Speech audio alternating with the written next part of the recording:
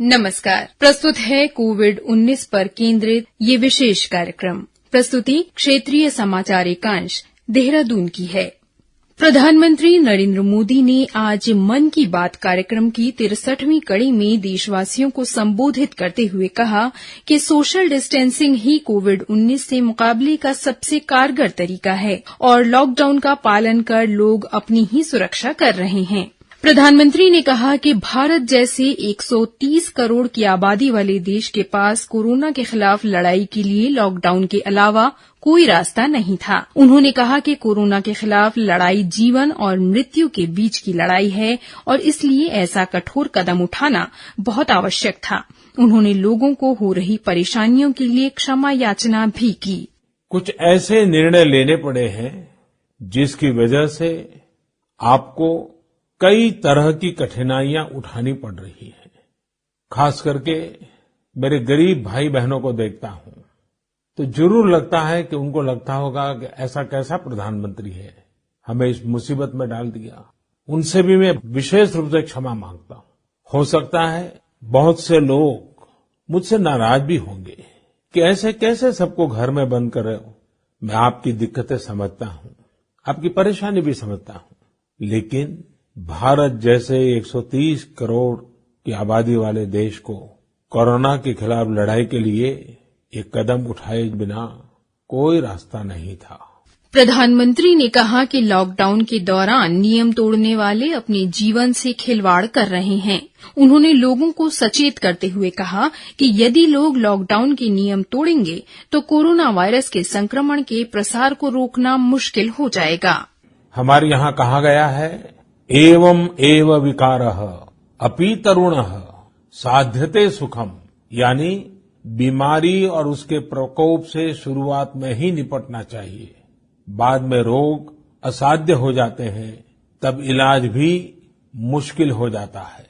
और आज पूरा हिंदुस्तान, हर हिंदुस्तानी यही कर रहा है।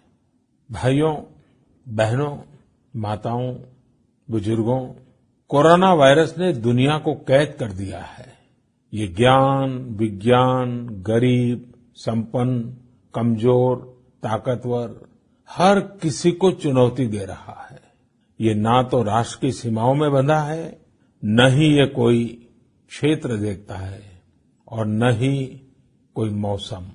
ये वायरस इंसान को मारने पर, उसे समाप्त करने की जिद उठाकर बैठा है और इसलिए सभी लोगों को, पूरी मानव जाति को इस वायरस के खत्म करने के लिए एकजुट होकर संकल्प लेना ही होगा। कुछ लोगों को लगता है कि वो लॉकडाउन का पालन कर रहे हैं तो ऐसा करके वो मानो जैसे दूसरों की मदद कर रहे हैं। अरे भाई, ये भ्रम पालना सही नहीं है। ये लॉकडाउन आपके खुद के बचने के लिए है। आपको अपने को बचाना है, अपने परिवार को बचाना है। श्री मोदी ने देशवासियों से गरीबों और लाचारों के प्रति संवेदनशीलता रखने को कहा। उन्होंने लोगों से आग्रह किया कि संकट की इस घड़ी में जब भी कोई व्यक्ति भूखा दिखे तो सबसे पहले उसे खाना खिलाने का प्रयास करें। श्री मोदी ने एक श्लोक की चर्चा करते हुए कहा कि बीमारी और उसके प्रकोप से शुरू में ही निपटना चाहिए, क्योंकि बाद में रोग असाध्य हो जाता है और तब इलाज भी मुश्किल हो जाता है। हमारे यहाँ कहा गया है, आरोग्यम परम भाग्यम, स्वास्थ्यम सर्वार्थ साधनम, यानी आरोग्य ही सबसे बड़ा भाग्य है। दुनिया में सभी सुख का साधन स्वास्थ्य ही है।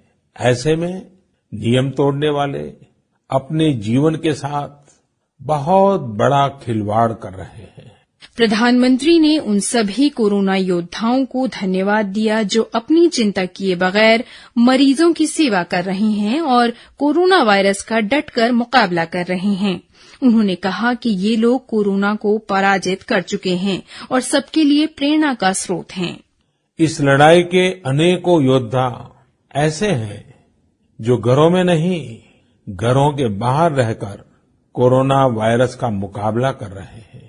जो हमारे फ्रंटलाइन सोल्जर्स हैं, खास करके हमारी नर्सिस बहनें हैं, नर्सिस का काम करने वाले भाई हैं, डॉक्टर हैं, पैरामेडिकल स्टाफ हैं, ऐसे साथी जो कोरोना को पराजित कर चुके हैं, आज हमें उनसे प्रेरणा लेनी है। प्रधानमंत्री ने कार्यक्रम के दौरान राम गम्पा तेजा से बात की, जो कोरोना वायरस से संक्रमित थे लेकिन अब मुक्त हो चुके हैं और पूरी तरह स्वस्थ हैं। मैं आईटी सेक्टर के एम्प्लॉई हूँ। काम के वजह से दुबई गया था मैं मीटिंग्स के लिए। वहां पे जाने अनजाने ऐसे हो गया था। वापस आते ही फीवर वो सब चालू हो गए थे जी। तो 5-6 दिन के बाद डॉक्टर्स ने कोरोना वायरस का टेस्ट की और था पॉजिटिव आ गया था। और उसके बाद 14 दिन के बाद ठीक हो गया था मैं और डिस्चार्ज हो गया था। पहले तो बहुत डर गया था। पहले तो बिलीव भी नहीं कर रहा था मैं कि हो गया, ऐसा कैसे हुआ था, क्योंकि इंडिया में किसी को 2-3 लोगों को आया था तब तो कुछ नहीं पता था उसके बारे में। हॉस्पिटल में जब एडमिट किए थे, मुझे क्वारंटीन में रखे थे, तब तो पहले 2-3 दिन तो पूरा ऐसे ही चला गया था। लेकिन वहाँ के डॉक्टर्स और नर्सेज जो है ना, वो बहुत अच्छे थे मेरे साथ। हर दिन मुझे कॉल करके मुझसे बात कर रहे थे और कॉन्फिडेंस दे रहे थे कि कुछ नहीं होगा, आप ठीक हो जाओगे, ऐसे बात करते रहते थे। दिन में 2-3 बार डॉक्टर बात करते थे, नर्स भी बात करते थे। तो पहले जब डर था, लेकिन उसके बाद ऐसे लगा कि हाँ, इतने अच्छे लोगों के साथ हूँ, वो उनको पता है क्या करना है and I will get better, ऐसे ही लगा था। परिवार के लोगों की मनस्थिति क्या थी? जब मैं हॉस्पिटल में एडमिट हुआ था, पहले तो सब बहुत स्ट्रेस में थे, ज्यादा टेंशन वो सब था। लेकिन हाँ, सबसे पहले तो उनका भी टेस्ट किए थे, सबका नेगेटिव आ गया था। वो सबसे बड़ा ब्लेसिंग है हमारे लिए, हमारे फैमिली के लिए और सबके लिए जो हम मेरे आसपास थे।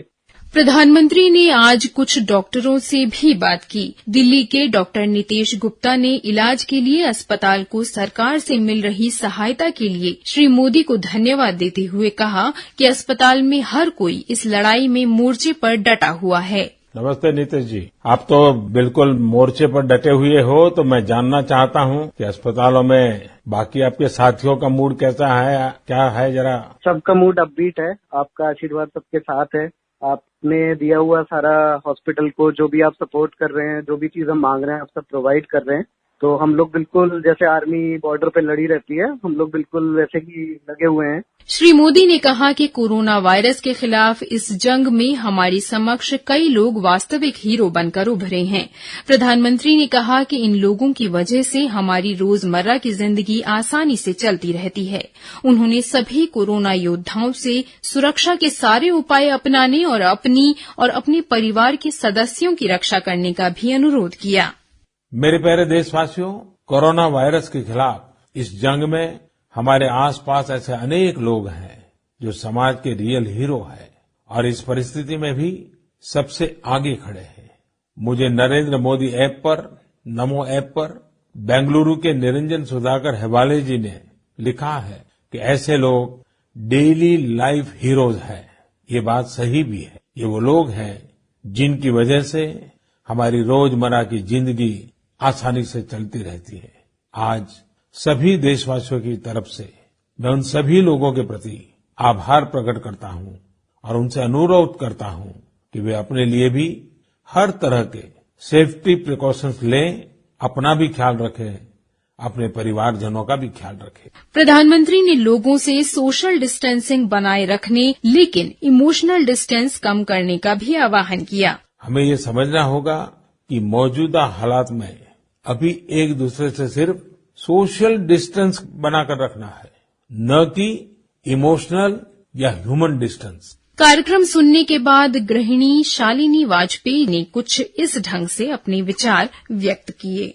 आज प्रधानमंत्री जी ने मन की बात कार्यक्रम में जो जनता को संदेश दिया है, उसमें उन्होंने कहा है कि हमें शासन की तरफ से जो भी निर्देश दिए जा रहे हैं उनका कड़ाई से पालन करना चाहिए, क्योंकि ये हमारे लिए अति आवश्यक है। जब हम उनका पालन करेंगे तभी हम इस महामारी से, जिससे पूरा विश्व जूझ रहा है, पार पा पाएंगे। तो हम सबको खुद ही बिना किसी फोर्स के अपने ऊपर इन नियमों को लागू करना चाहिए और घर पे रहना चाहिए, सेफ रहना चाहिए। प्रधानमंत्री ने कार्यक्रम के अंत में एक बार फिर देशवासियों से घर पर सावधान और सुरक्षित रहने की अपील की, ताकि कोरोना के विरुद्ध जंग को जीता जा सके।